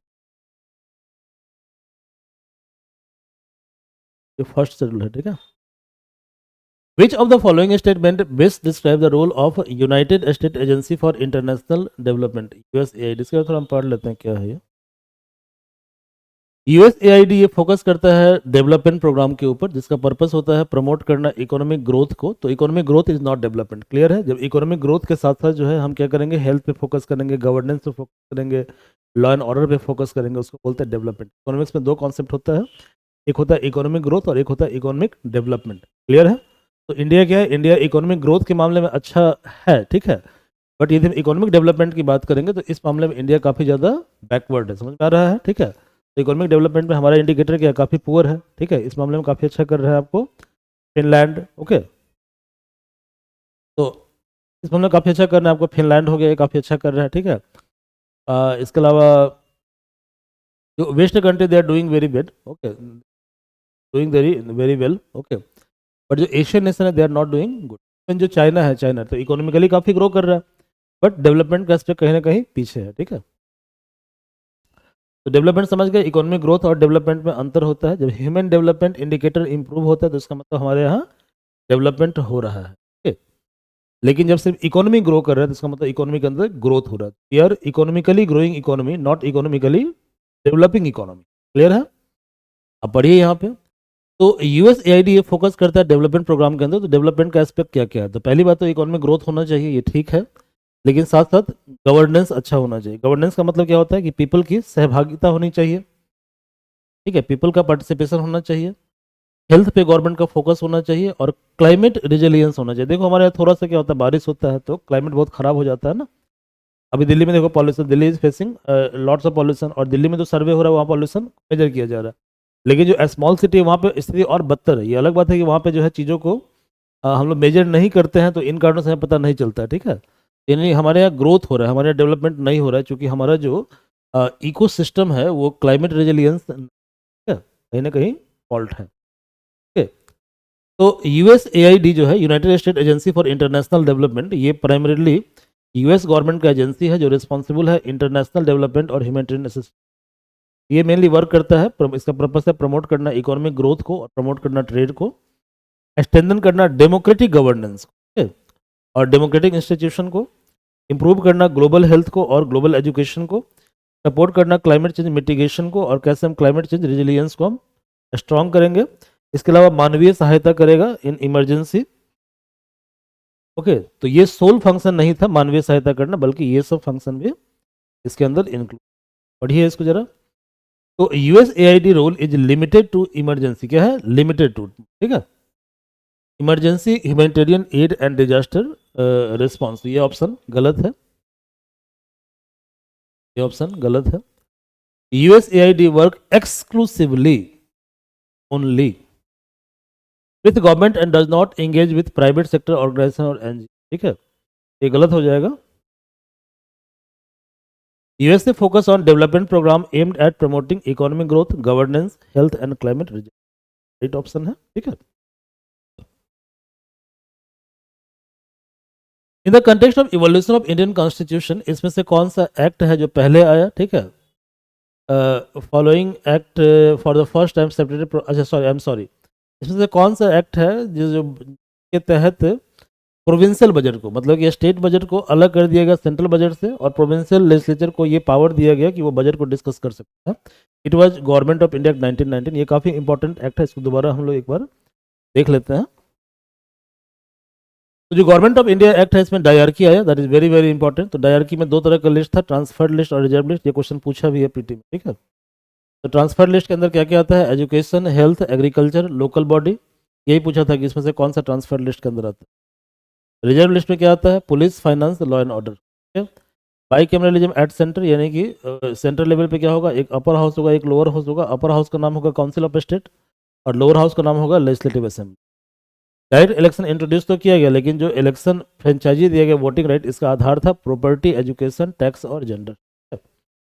जो कम्युनल इलेक्टोरेट उसको और ज़्यादा बढ़ा दिया गया, Sikh, Anglo Indian, Indian Christian, European, more Indians in executive, तीन इसमें शामिल किया गया एग्जीक्यूटिव के अंदर। सेंट्रल और प्रोविंशियल बजट को अलग कर दिया गया, यही पूछा है ना क्वेश्चन। पब्लिक सर्विस कमीशन तो क्रिएट हुआ सेंट्रल पब्लिक सर्विस कमीशन 1926 में। इसके अलावा इंस्ट्रूमेंट ऑफ इंस्ट्रक्शन, मतलब कि गवर्नर और जो गवर्नर जनरल उसका गाइडलाइन होगा, और 10 साल के बाद बनाया जाएगा स्टैट्यूटरी कमीशन। वैसे 2 साल पहले ही बना दिया गया, ठीक है, 29 से बनना था और 27 से बन गया साइमन कमीशन। ब्रीफ में आपको यदि जानकारी इसके लिए चाहिए तो हमने जो पॉलिटी कोर्स जनरेट किया है उस कोर्स के अंदर जाकर देखिए वो हमने, ठीक है। पीएम गरीब कल्याण अन्न योजना, consider the following statement regarding प्रधानमंत्री गरीब कल्याण अन्न योजना।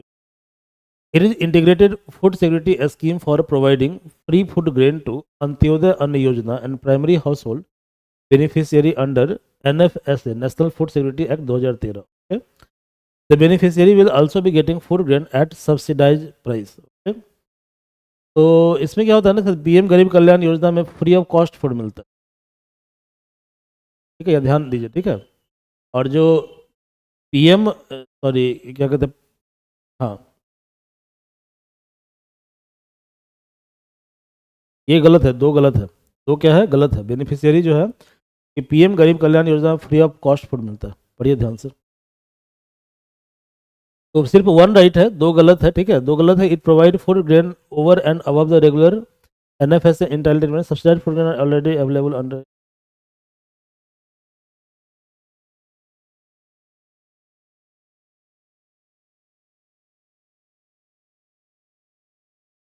तो दो गलत है, वही आप समझिए कि इसमें पे नहीं करना पड़ता, ठीक है। और वन क्या है, वन राइट है, वन राइट है कि जो ये इंटीग्रेटेड फूड सिक्योरिटी स्कीम है जिसमें कि फ्री फूड ग्रेन दिया जाता है अंत्योदय अन्न योजना और प्राइमरी हाउस होल्ड बेनिफिशियरी को, ठीक है, अंडर हमारे यहाँ कानून है, कानून का नाम है नेशनल फूड सिक्योरिटी एक्ट 2013 कानून के तहत। With reference to advocate general for state, ठीक है, यहाँ पे स्टेटमेंट दिया हुआ है, the term of office of advocate general is fix by the constitution. ये गलत है, संविधान उसको फिक्स नहीं करता है, ठीक है। He hold office at the pleasure of governor of a state. He enjoy all the privilege and immunity that are available to member of state. देख लेते हैं क्या इसका। तो दो तीन राइट है, पहला इनकरेक्ट है। द टर्म ऑफ ऑफिस को जो टर्म ऑफ ऑफिस है इसको फिक्स नहीं किया गया संविधान के द्वारा। He serve at the pleasure of governor, article 160। बाकी राइट है, ठीक है। तो पहला गलत है, दो राइट है कि he hold office of pleasure, office at the pleasure of governor, मतलब गवर्नर जब चाहे इसको हटा सकता है। इसके अलावा इसको सारा प्रिविलेज और इम्यूनिटी मिलता है जो अवेलेबल होता है member of state list.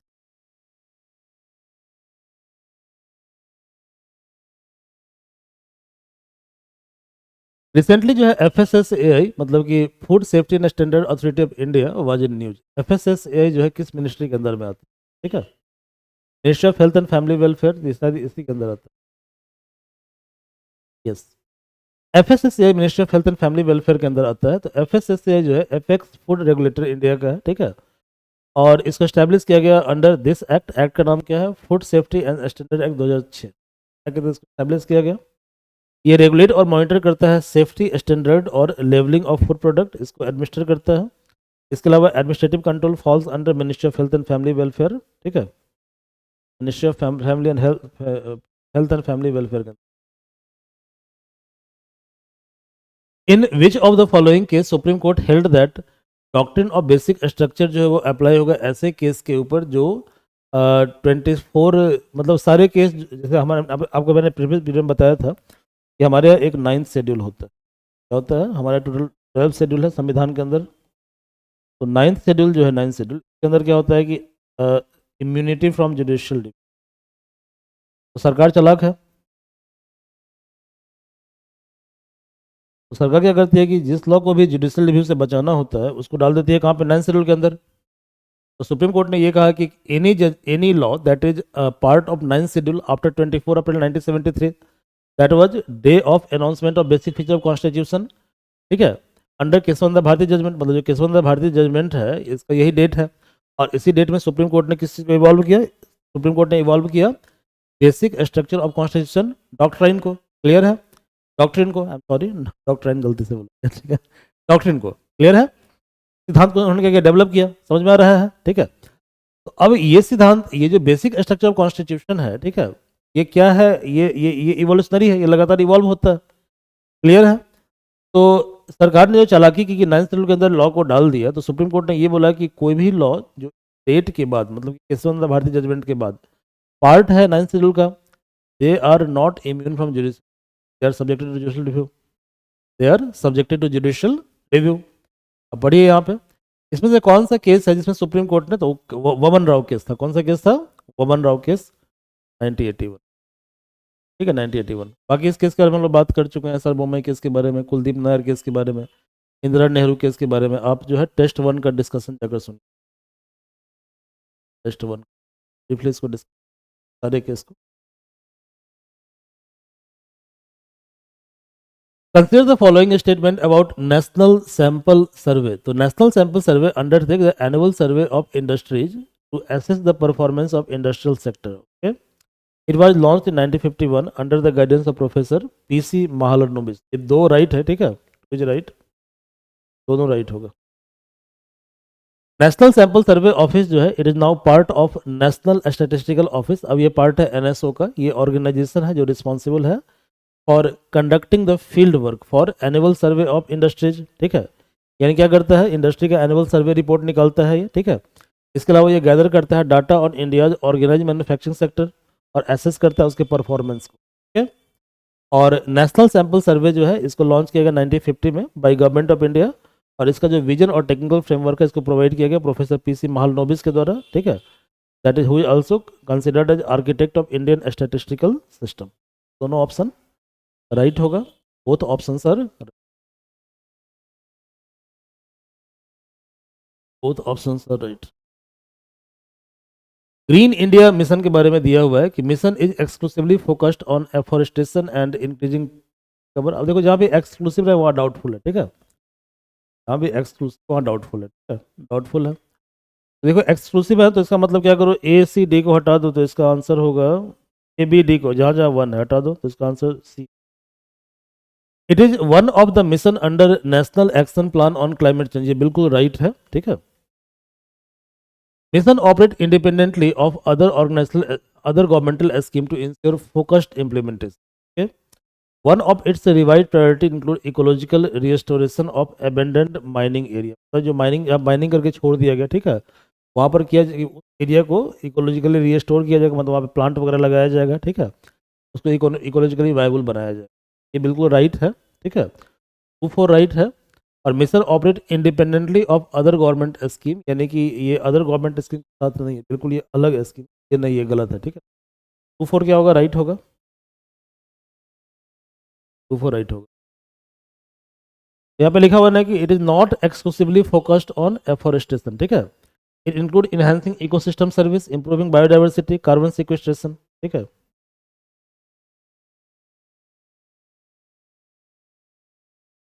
खरई खरई camel, ये काफ़ी इंपॉर्टेंट है, ये 2015-16 से इंपॉर्टेंट है, ठीक है। तो खरई केमल जो है एक खास जगह पाया जाता है, ठीक है, गल्फ ऑफ कच्छ में पाया जाता है।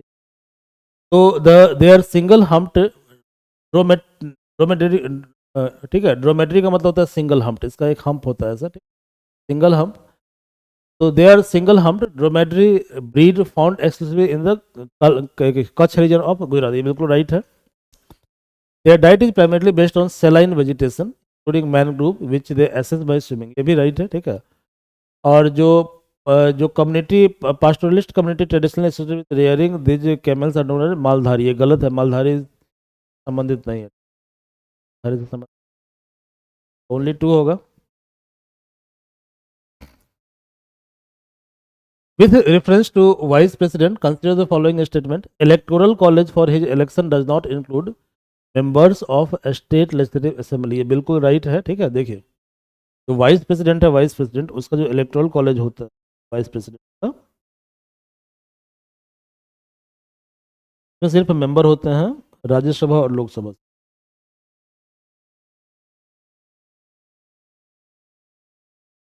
सिर्फ राज्यसभा और लोकसभा से मेंबर होते हैं, ये बिल्कुल राइट है। और formal impeachment is not required for is removal, ये भी बिल्कुल राइट। तो रिजोल्यूशन के द्वारा राज्यसभा के अंदर स्पेशल मेजोरिटी से रिजोल्यूशन लाया जाता है, ठीक है, और उस रिजोल्यूशन से आप वाइस प्रेसिडेंट को रिमूव करते हैं, ठीक है।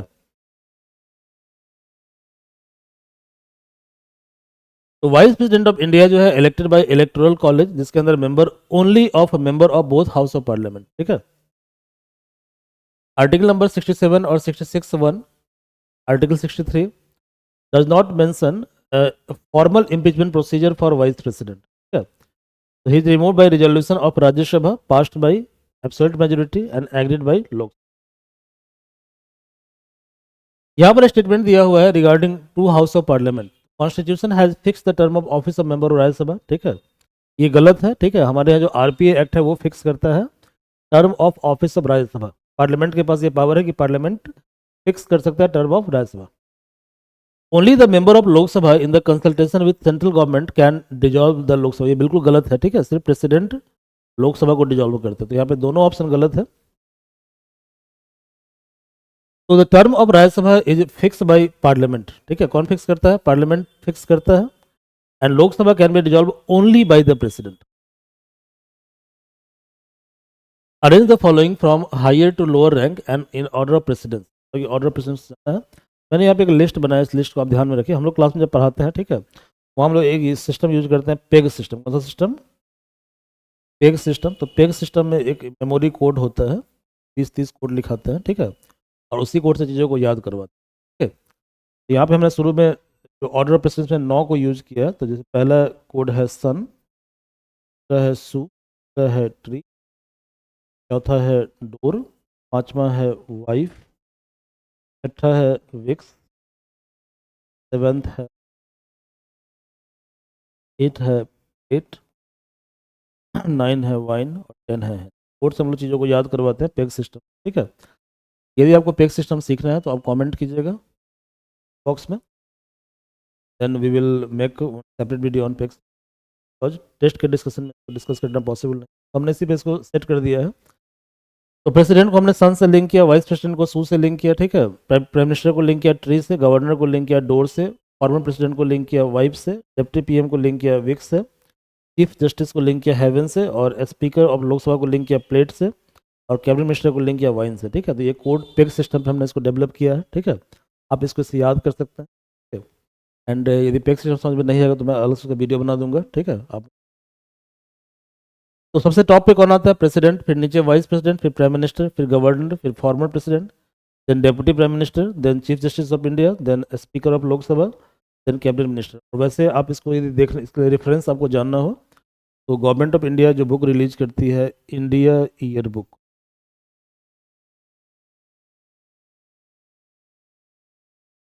बुक में लास्ट में दिया हुआ है और ये पूछता है ऑर्डर ऑफ प्रेसिडेंस है, ये एग्जाम में बराबर, ठीक है, यूपीएससी का फेवरेट टॉपिक है। तो यदि आप लिस्ट को जब आप देखेंगे ध्यान से, ठीक है, इस लिस्ट के आधार पर आप इसको बना सकते हैं, ठीक है। को अरेंज कर लीजिएगा उस तरह से 132 with reference to council of minister. यहाँ पर स्टेटमेंट दिया हुआ है, they are collectively responsible to Lok Sabha and Rajya Sabha, बिल्कुल गलत है, ठीक है। They are collectively responsible to Lok Sabha, Rajya Sabha नहीं होगा, ठीक है। There is no legal responsibility of ministers as per constitution, बिल्कुल राइट है। लीगल रिस्पॉन्सिबिलिटी यूके में होता है, इंडिया में नहीं है, ठीक है। It is the duty of every minister to stand by cabinet decision and support them from within and outside parliament. ये बिल्कुल राइट है, ठीक है। यदि कैबिनेट मिनिस्टर का ओपिनियन कैबिनेट के अगेंस्ट होगा तो पीएम उसको पोस्ट से हटा सकते हैं, ठीक है। इसको बोलते हैं कलेक्टिव रिस्पॉन्सिबिलिटी। क्या बोलते हैं इसको हम? कलेक्टिव। क्लियर है? अभी आजकल डिबेट चल रहा है ना कि मिनिस्टर को उसके अगेंस्ट बोलना चाहिए, ठीक है। डिबेट तो वो केयरफुली आप वॉच कीजिए, ओके। और उसमें अपना दिमाग लगाना है। यदि आप कॉन्सेप्ट आपका क्लियर नहीं रहेगा तो आप क्या करोगे? कुछ उल्टा बयान आप दे दोगे, ठीक है। तो ये कॉन्सेप्ट है। क्या कॉन्सेप्ट है? कलेक्टिव रिस्पॉन्सिबिलिटी का मतलब ही यही होता है। इसका मतलब क्या होता है कि आपको सरकार के हाँ, सरकार का जो मिनिस्टर है वो सरकार के हाँ में हाँ मिलाएगा, ठीक है। वो विद्रोह नहीं कर सकता। समझ गए? That is called collective responsibility.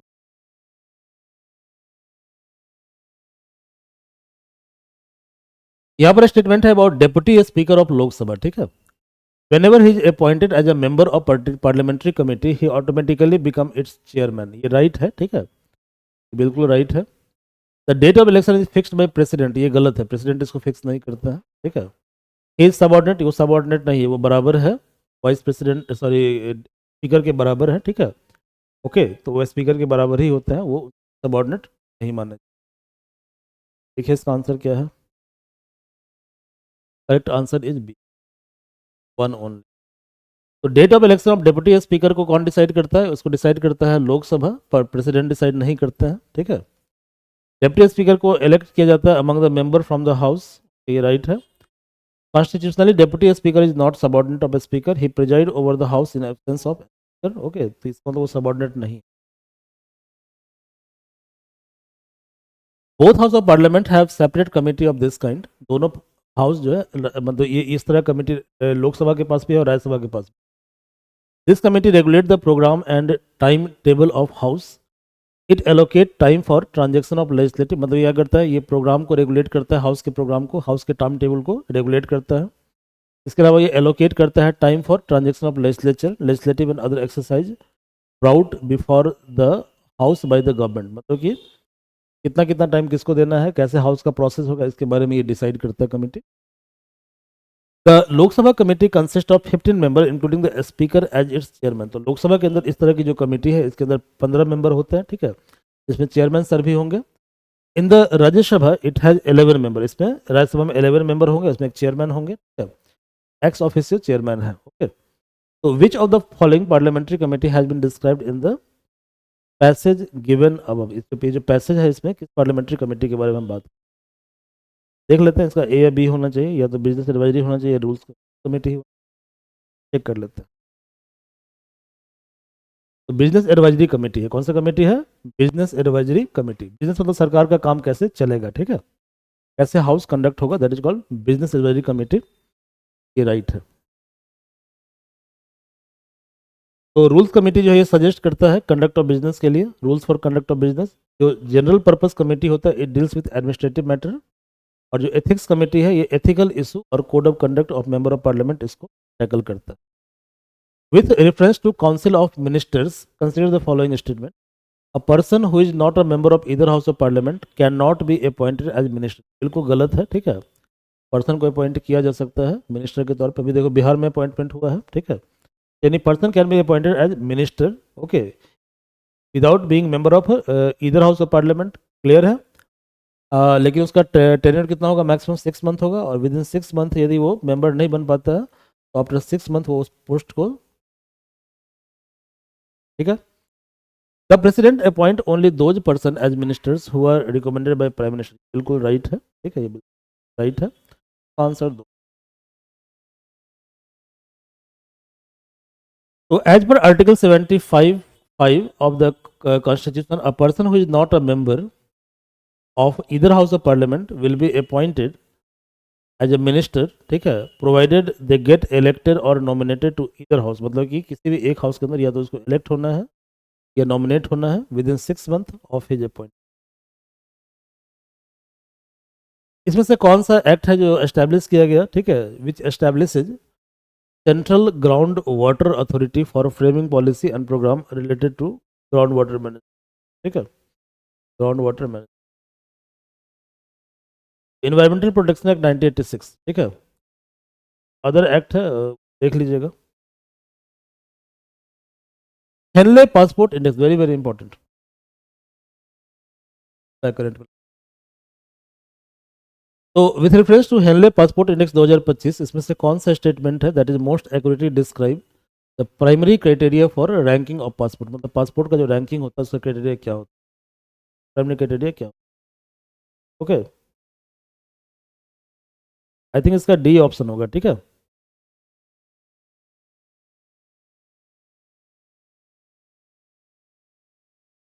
ए या डी दोनों में से कोई एक है इसका, D answer.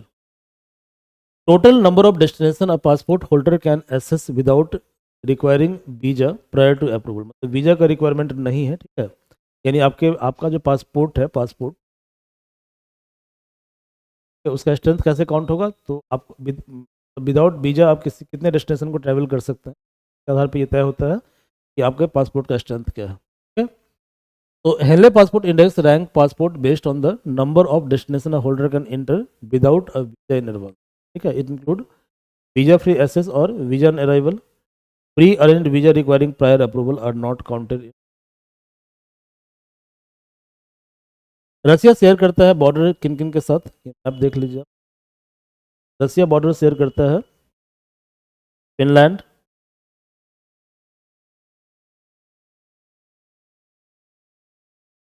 Ukraine, Kazakhstan, Mongolia, but Japan के साथ शेयर नहीं करता, ठीक है जी, जापान के साथ नहीं करता। पढ़िए ऑप्शन को, फिनलैंड, यूक्रेन, मंगोलिया, ठीक है। जापान के साथ नहीं होगा तो 4 नहीं है, 4 नहीं।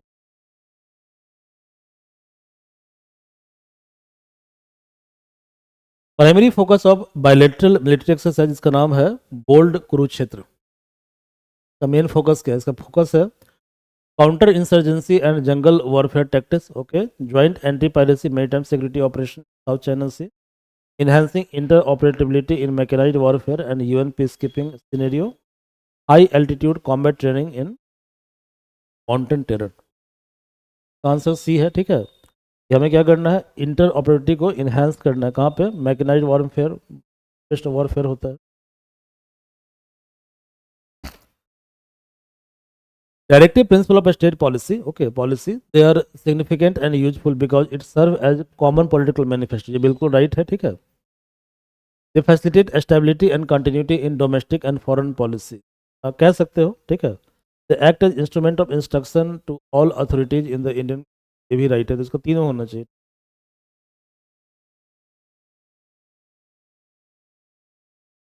The directive principle of state policy are enumerated in part 4, ये पार्ट 4 के अंदर आता है, अंडर आर्टिकल 36 टू 50, हमने वीडियो बनाया है।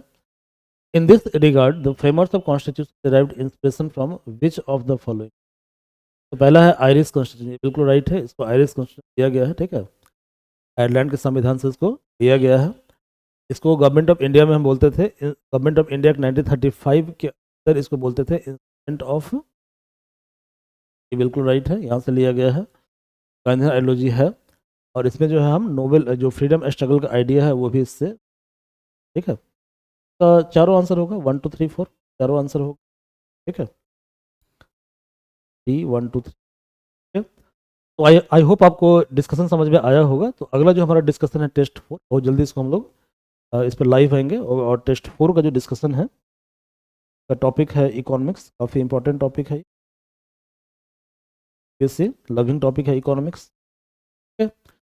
तो if you like our video you can subscribe our channel, and for PDF, यदि आपको पीडीएफ को डाउनलोड करना है तो इसके लिए आपको सावित्री एडू हब, ये ऐप है, जिस ऐप का लिंक दिया हुआ है, वहाँ से इसको आप डाउनलोड कर सकते हैं। Thank you very much.